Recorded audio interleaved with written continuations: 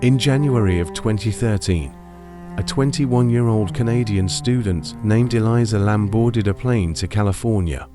She had planned the trip as a solo adventurer break from her university life in Vancouver. Her journey would take her to San Diego, then Los Angeles, and eventually to Santa Cruz. She kept in touch with her family daily, updating them along the way. But one day, Elisa stopped replying. When she arrived in Los Angeles, she checked into a place called the Cecil Hotel, a building with a grim past. Located in downtown LA, the hotel had become infamous for its dark history, suicides, murders, overdoses. It had even been home to serial killers like Richard Ramirez, also known as the Night Stalker.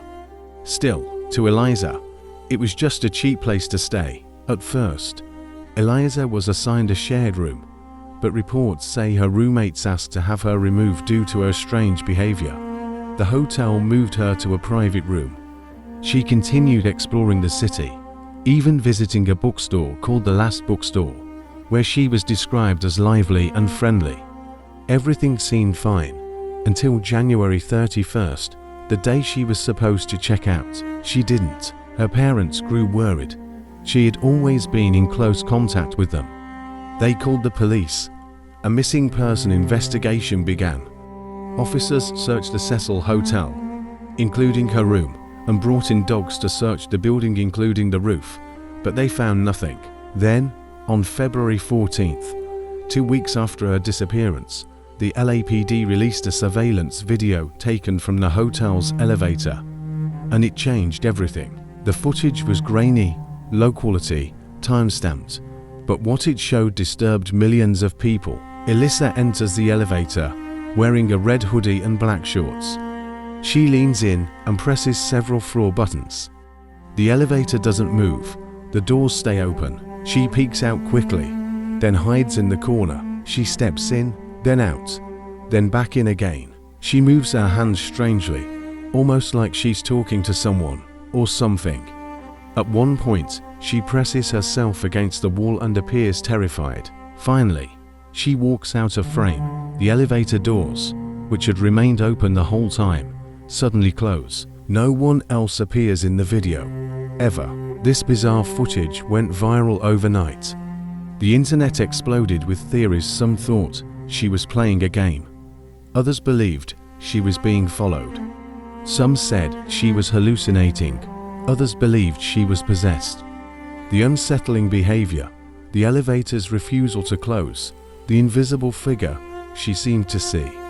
It didn't make sense. Then, on February 19th, the mystery took a horrifying turn. Guests at the hotel had begun complaining about the water.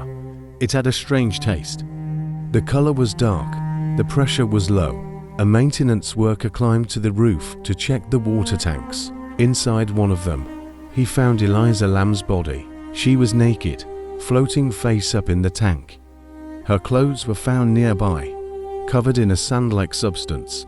The hatch to the tank had been closed, and the only way to access it was via a secured, alarm door, one that supposedly no guest could open. The coroner ruled her death an accidental drowning, with bipolar disorder listed as a contributing factor.